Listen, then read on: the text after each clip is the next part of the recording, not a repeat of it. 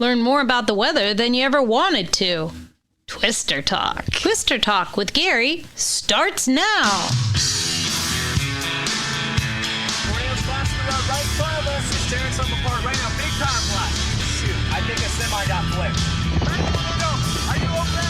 This is great. Hey, there's big hail coming. We gotta go, sir. Hang in the cut. Gary, we're in Newcastle right now, and north of us, thing is still on the ground. There's lots of debris in the air right now. Lots. You need to be below ground shelter. I hate Oklahoma.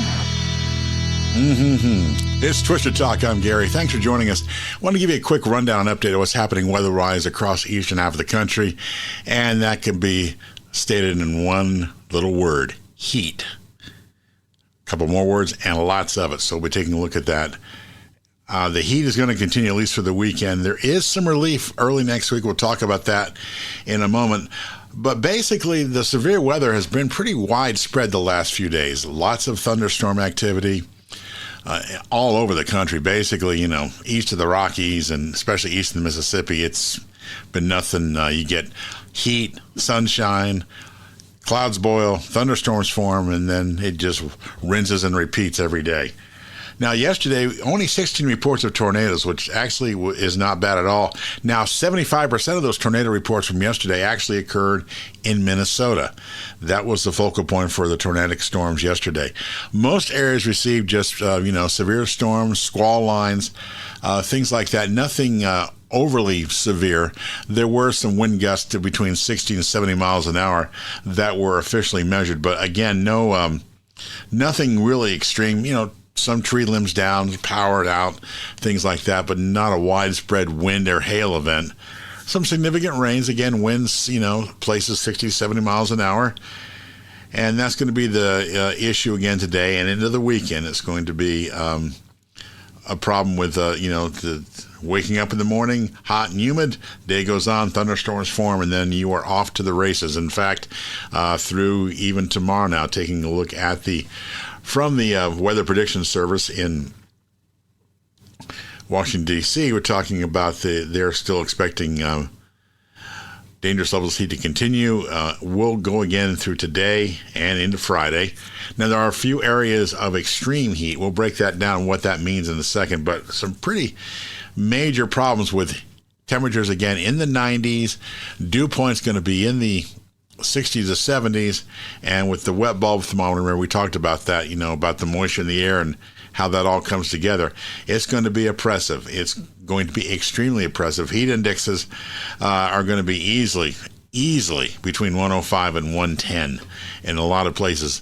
Even though the air temperature may only be in the low to mid 90s, still a lot. When you add all the other factors in, it's going to feel a lot worse. And again, exposure to that, not very long. You don't have to be out there long to realize I got to get out of this because it's going to get ugly really quick if I don't.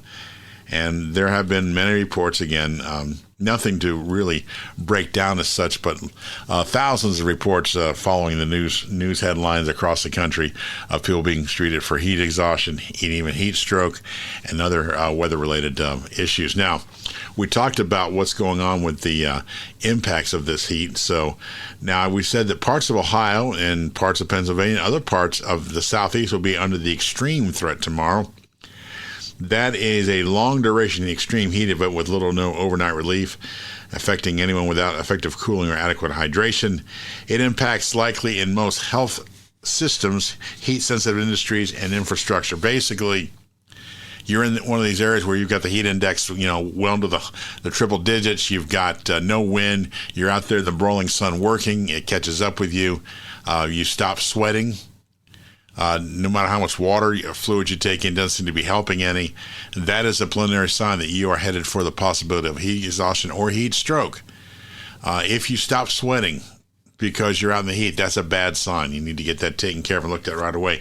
Don't hesitate if you feel funny to check with somebody, even call the doctor or call the local ER urgent care. You don't know what's going on, and moments can make a difference. So extreme heat again, or extreme heat indices and effects of that are going to be in effect tomorrow for today and tomorrow. Ohio, Kentucky, Indiana, basically Pennsylvania, Maryland, all to the south, moving toward the Carolinas and Georgia, all through the next several days. Like I said, now there is some relief expected over the weekend into next week. Definite cool down will be happening starting Monday, especially in parts of the Midwest. We'll talk about that in a second. I'll give you a radar breakdown real quickly. Checking radar in through Columbus and central Ohio right now. Some very strong to severe storms just to the southeast of Columbus on radar. These have strong hail cores. They're also severe thunderstorm warned. There are also many storms between here and the state line with Indiana. That is an issue. Some big storms now moving through Richmond, Indiana, heading into Greenville and Dark County. Also, storms just north of Dayton have got some punch to them also. And a big cluster of storms up by Lake Erie between Toledo and Cleveland. And these storms also have been severe warned over the last few hours. Again, there's only, quote, a marginal risk for severe weather for Ohio today. But again, with temperatures in the 90s, and right now, by the way, here at Twister Talk Central, the temperature, by the way, is 92.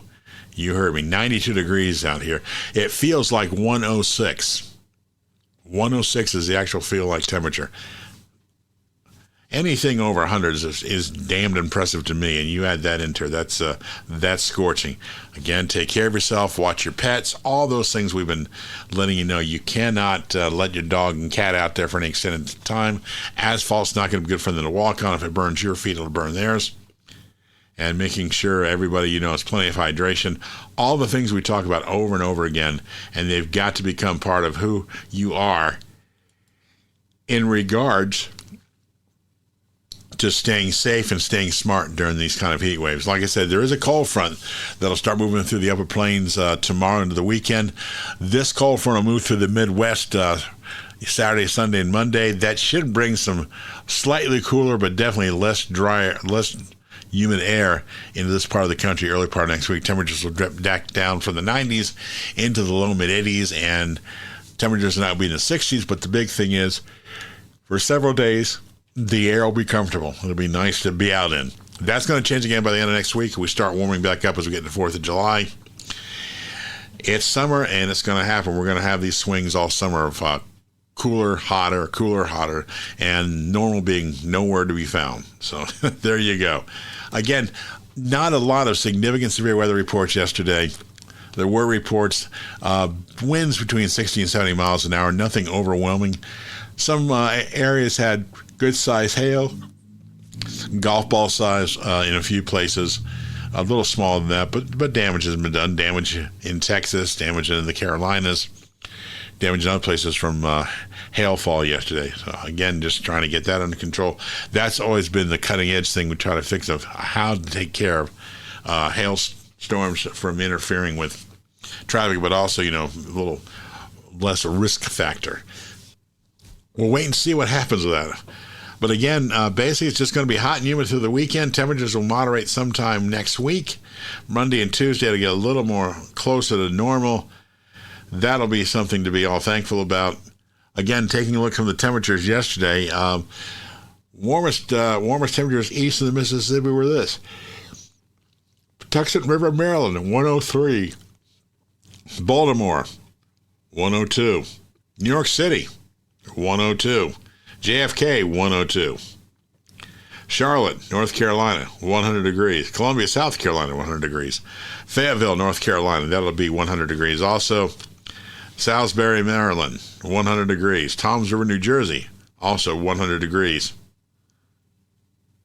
The Augusta, Georgia, or the Augusta, where they play the Masters every year, and at the Augusta Country Club, 99 degrees there yesterday. Let's see what else is going on. We find some things in the Carolinas.